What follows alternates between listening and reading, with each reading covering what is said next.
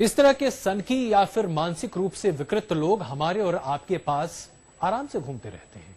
इन्हें पहचान पाना बड़ा आसान नहीं होता है। इस तरह के लोग इस तरह की वारदातें आराम से कर गुजरते हैं और शायद उन्हें इसका एहसास भी नहीं होता।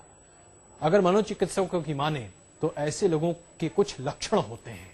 इन लक्षणों को वाकई में बारीकी से देखना चाहिए, क्योंकि ये लोग मानसिक रूप से बीमार होते हैं और वक्त रहते इन्हें अगर पहचान लिया जाए तो शायद इन्हें ठीक किया जा सकता है और जिन लोगों के ऊपर खतरा मंडरा रहा है उन्हें बचाया जा सकता है।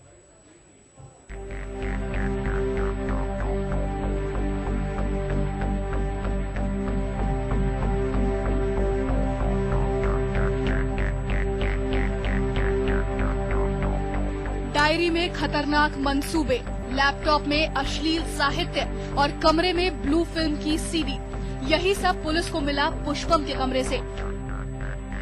ये सब कुछ इस बात का सबूत है कि पुष्पम एक मानसिक बीमारी की गिरफ्त में था, जिसे कंपल्सिव ऑब्सेसिव डिसऑर्डर कहा जाता है और मनोवैज्ञानिक भी ऐसा ही मान रहे हैं। Sense of isolation and alienation जो होता है, अपने आप को एक इमीडिएट वातावरण से अकेला महसूस करना, कुछ ऐसे पर्सनालिटी ट्रेट्स होना जो लोगों के साथ एडजस्ट नहीं हो पाते हैं, खासकर कुछ सेक्सुअल फ्रस्ट्रेशंस हो सकती हैं जो वेंटिलेट नहीं हो पाती हैं, कन्वे नहीं हो पाती हैं, कम्युनिकेट नहीं हो पाती हैं, और एक आम जो गर्ल और बॉय का जो बॉय गर्ल रिलेशनशिप होता है वो उसको सरल और हेल्दी वे में ये अपना निभा नहीं पाते हैं। मनोचिकित्सकों की माने तो पुष्पम के केस में यह तथ्य भी अहम है कि वो 34 साल की उम्र का हो गया था और वो सेक्स को लेकर जबरदस्त कुंठा की गिरफ्त में था। इसी के चलते वो हैवानियत की हद तक चला गया और ना मानने पर एक लड़की की हत्या कर दी। कल्पना को, उस पर्टिकुलर इल्यूजन को अपने अंदर समा लेते हैं और वो रियल लाइफ में वो चाहते हैं, वो प्राप्त नहीं कर पाते हैं।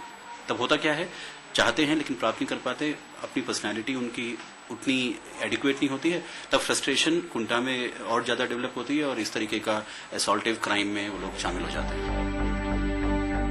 मनोचिकित्सक मान रहे हैं कि प्रेम में सनक की हद तक जाने वाले या फिर सेक्स के चलते हैवान हो जाने वाले नौजवान खतरनाक हैं।